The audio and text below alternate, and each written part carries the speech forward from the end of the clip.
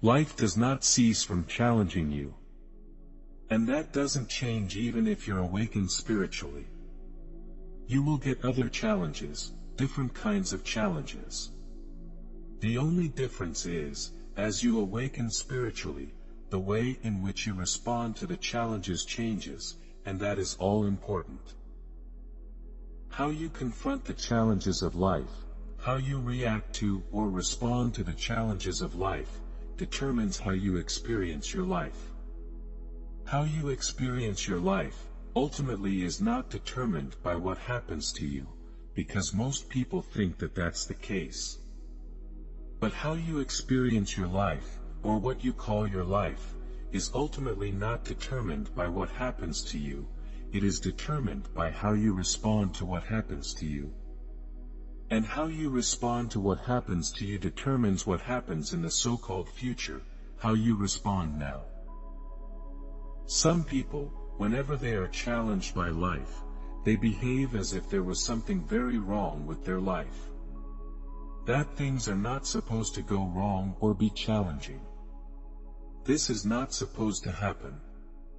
And this works on both a small scale and large scale. And you might have met people, and perhaps you were one of those people in the past, people who are continuously complaining about things.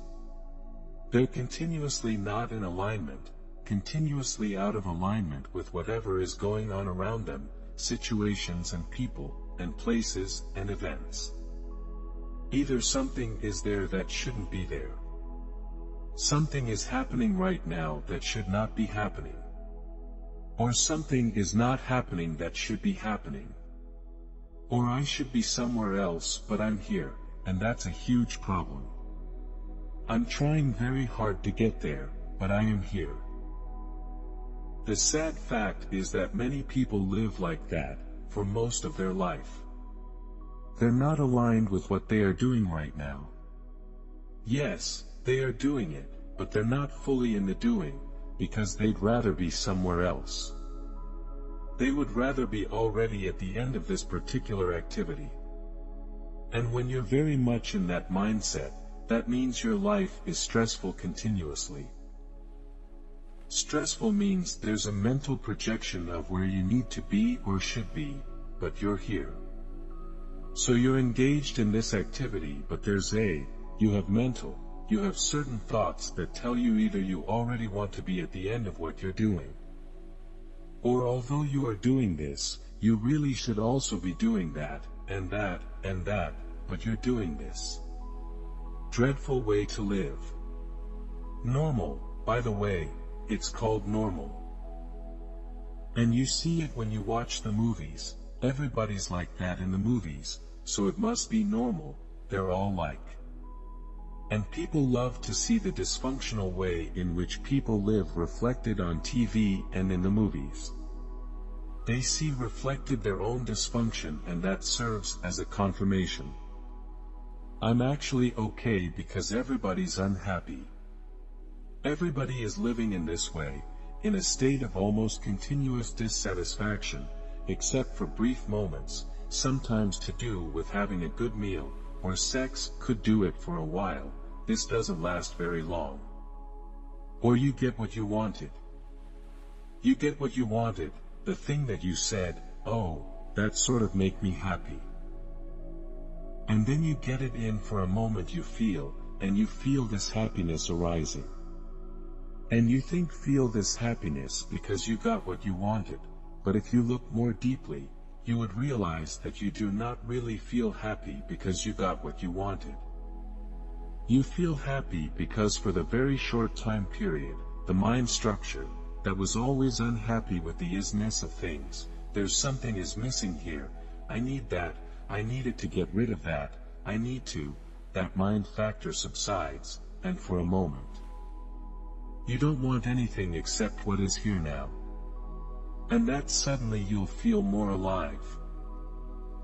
And now then perhaps, you begin to understand why the Buddha talked about the greatest obstacle to spiritual awakening, being continuous, what he called it, and in the translations, it's called desire.